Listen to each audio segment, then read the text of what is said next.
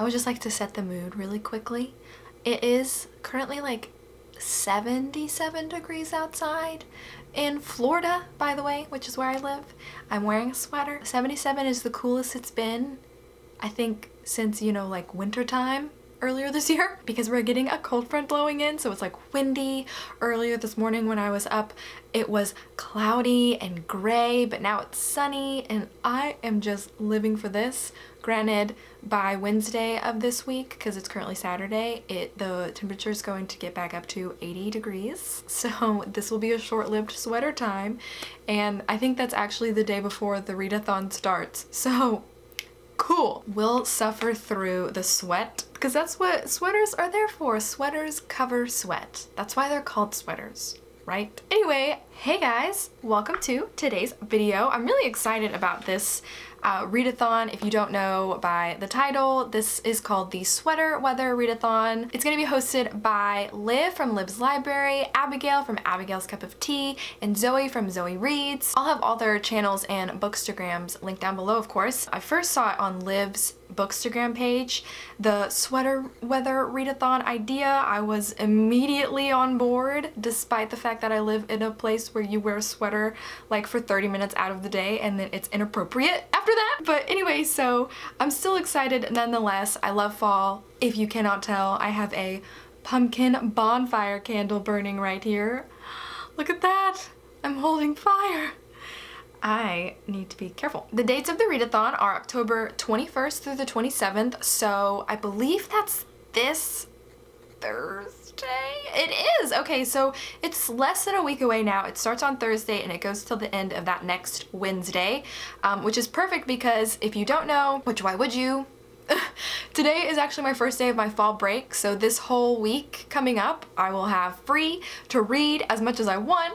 So even though it does go into my first week of the second subterm of my fall semester, the first the first 4 days of the readathon will be completely school-free. I'm really excited about that, obviously. But back to the readathon. There are 5 prompts, and I have 4 books because I was able to choose one book that fit 2 prompts. I don't know if they like have stipulations about doubling up on prompts or challenges, but personally, when I do readathons, I like being able to find a book that fulfills more than one challenge because the likelihood of me reading a book for every single challenge in any given readathon is incredibly low. And also on top of that, the likelihood of me getting to these all in the week is incredibly low because we all know what a slow reader I am, but I always like to have high expectations of myself. The first prompt of the Sweater Weather Readathon is to read a book with orange on the cover. I feel like I found a really good book for this.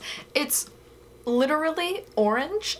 Like that's the title of this. It's a manga or manga. I think it's manga. A story and art by Ichigo Takano. As far as I know, this is a manga that follows like a group of friends, and from the back we have our main character Naho, and she receives a letter from herself 10 years in the future, and I guess she like tries to help her make good decisions. There's a boy that she needs to like protect for a reason I don't really know. It says save him from his destiny, so we'll see. Technically, I guess you could say there's orange in this dude's hair, and hers is more brown, but I feel like it's coming across on the camera pretty orange. It has the word orange on it, you know?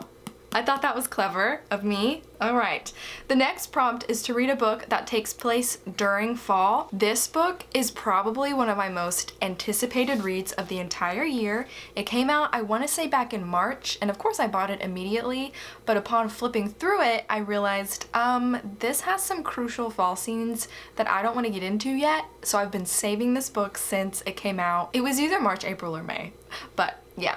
It's Delicates by Brenna Thumler. This is the sequel to her first graphic novel, Sheets. It's a middle grade graphic novel, I guess, series? I don't know. But the first book followed our main character, Marjorie Glatt. She ran her family's laundromat.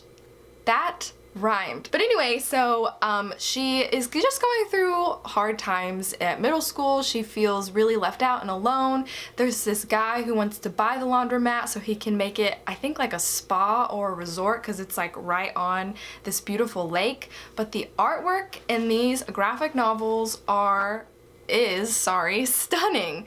I love it so much. And I don't read enough graphic novels. I would really like to get into more of them, but for the time being, I really want to read this one. It's thicker, it's chunkier, and I think this one we have a new character. She's introduced. I think that's the girl who's holding the camera. Oh yeah, and the main thing of this book, or this series, that I forgot to mention is the fact that in the first book sheets, Marjorie's laundromat gets like haunted by this like 12-year-old ghost Wendell, and he just kind of starts making her life even harder than it already is, but it's more like he just has accidents. He's not purposefully trying to be a grievance on her, but so it's kind of a cute little friendship that they ignite. But yeah, I'm guessing we have someone else that gets to see Wendell and gets to meet him. I don't know. I've tried not to read up too much on this graphic novel because I don't really want to know a whole lot. I did flip through a section where they're at a pumpkin patch, and I'm really excited for that scene. I'm so excited to finally be able to read this one in the fall season, which upon flipping through, I know that it's set during the fall. The next prompt is to read a book in a format you typically don't read, and so honestly, either of these could fit, but I've never read a manga before, so I'm gonna go with orange for this reading prompt. This is a format that I have never read from, so I'm really excited, and also I have Liv to thank, one of the hosts of this readathon, for making me even interested in reading manga. Her love for it and all the recommendations she gives, I eat it up, and I never thought I would want to have read manga until she talked about it. Yeah, any manga that you'll see me reading now or in the future will probably have been recommended by Liv, so thank you, Liv. The next reading prompt is to read a book with a fall word in the title. So this one, I mean, like, I guess that's like viewer discretion, or up to each his own. I don't know what the right like phrase to say there is. Like, that's up to your own personal preference for what constitutes as a fall word. So for me, I chose Sherlock Holmes's A Study in Scarlet by Sir Arthur Conan Doyle. It's called A Study in Scarlet, so for me it has two words that I feel like are very fall oriented. First of all, study. I am currently enrolled in online courses at Liberty University, so I study a lot during the fall. So I feel like study is a good fall word, and it's also a time where a lot of people are going back to school and getting back into the studying atmosphere.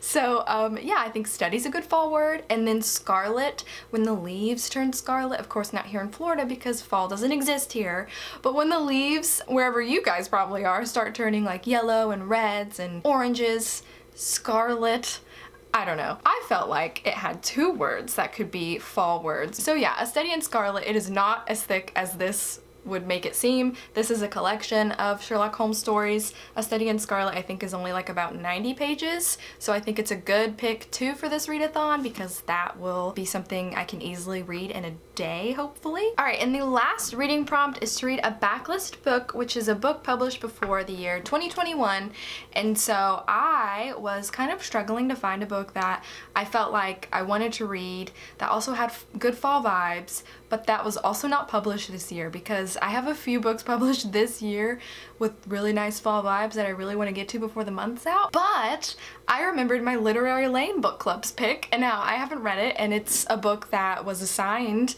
or picked to read for the months of September and October, so I waited till the last minute, but thankfully it was published last year in 2020, and that book is A Good Girl's Guide to Murder by Holly Jackson. I've had this on my TBR, I think, since it came out, because I got it for Book of the Month.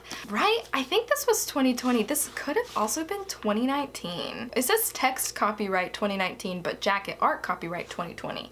I think this came out last year.